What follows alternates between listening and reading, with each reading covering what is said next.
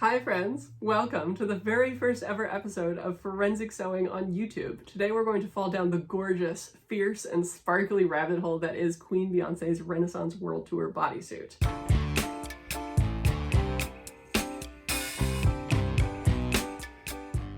First, a bit of background. Forensic sewing is something that I've been doing over on TikTok for a little while now. The premise is basically that we take a garment or a look, usually something from the red carpet or from a costume on TV, and we try to break it down into its component parts so that we can learn from it and apply that knowledge to our own sewing practice. I come at things from a sewing and construction angle, and my goal with the content that I share, always, is to hopefully inspire you to try a new technique or test the limits of your own sewing practice, because I find so much joy in doing that in my own projects. So, prepare to be inspired. Here is Beyonce opening her Renaissance World Tour in Stockholm wearing custom-designed bodysuit by Alexander McQueen. Obviously, it's stunning on the surface, but there are some amazing details in this look, and they've come together to create an absolutely stunning masterpiece. McQueen's Instagram page describes the dress as featuring silver bugle beads and crystal anatomical embroidery. And anatomical is such a fascinating word to use, right? Like, she doesn't look like she's wearing a visual representation of musculature in bodysuit form, but you can definitely see where they're drawing this inspiration. It's the layers and panels of bugle beads and the way that the different sections of beads are stitched in different directions, and it creates this beautiful sculptural texture that really does kind of look muscly, right? I love the way they've worked with the bugle beads by adding them in panels where the direction of the beadwork changes. They can take advantage of how the light, especially on stage, right, reflects off of them differently to create these gorgeous organic shapes, and it adds so much dimension to the bodysuit. They've also added these areas where the beads are strung before they're attached, kind of like fringe, where it's attached on both ends instead of just dangling with the one side.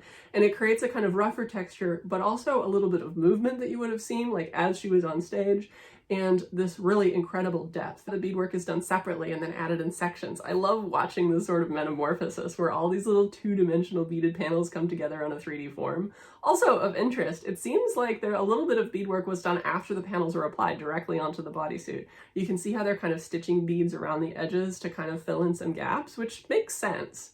And you can see here how they're sewing the individual panels to the bodysuit, and they're using a curved needle, which I find completely fascinating. It wouldn't get through the bugle beads, right? So you're only stitching through the fabric with a needle like this. The bodysuit also has a couple of sections of what McQueen calls crystal embroidery. I love the way they add emphasis and offset the bugle beads. The crystals here are actually clear chaton montees. They're little faceted rhinestones mounted into a metal base that uses these little prongs, right, to hold the stone in place. And it has holes in the back so that they can be stitched onto a garment just with regular thread. The fussy thing about chaton montees is that those little prongs are quite prone to snagging, especially on like mesh-like fabrics, and especially where pieces of the garment will touch other pieces. So for example, at the underarm, between the legs, at the back of the knee when you bend your knee, or anything like that. We saw this actually in the dress that Taylor Swift wore to the VMAs in 2022. Her dress was absolutely covered in chaton montees. It was beautiful, but over the course of the night, as she was sitting and moving around and probably dancing, she ended up snagging and ripping the base fabric a little bit. Here, the chaton montees have been protected with a layer of tulle. This is so clever because it keeps it all contained without dulling that critical sparkle on stage. This is actually a trick that a few folks that I know who work in costuming have pointed out, since the tulle layer is virtually visible unless you're right on top of it. In this case, I think it's really interesting that they chose black tulle. It does make sense because the rest of the bodysuit is also a black mesh, but I imagine the effect would be even more invisible with white tulle or something colorful if you're using colorful chaton montees, which would be so cool. I really want to try this. I think it would be really fun.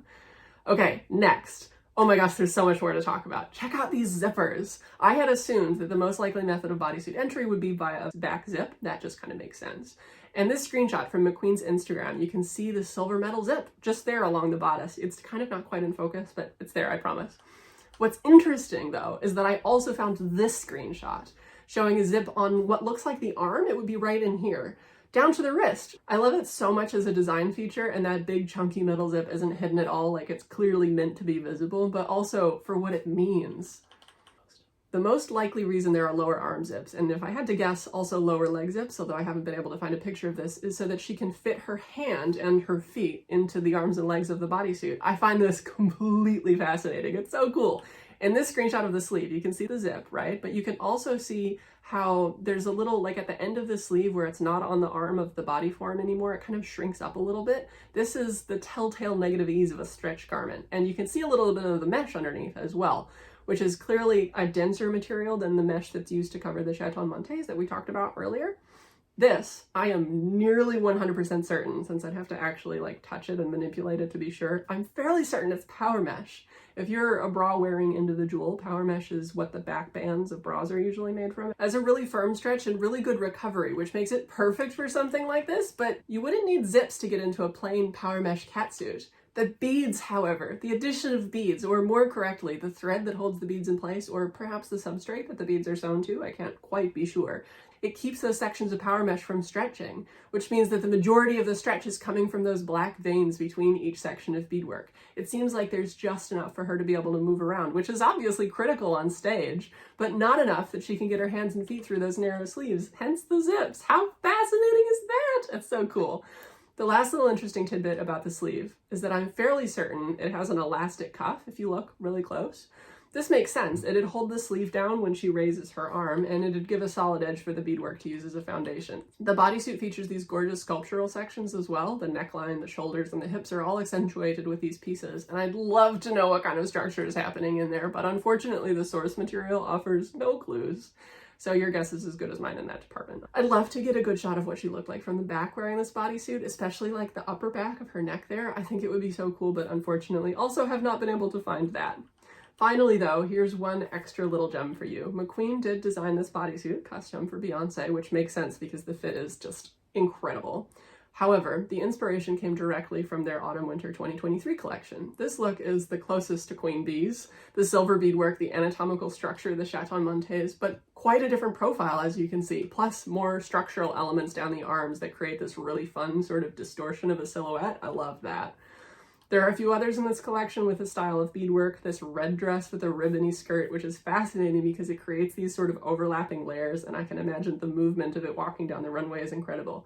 We also have a shoulder pad version, which is super cool, and a menswear inspired vest that uses these black beads, a little hard to see, but the glimmer is just fascinating.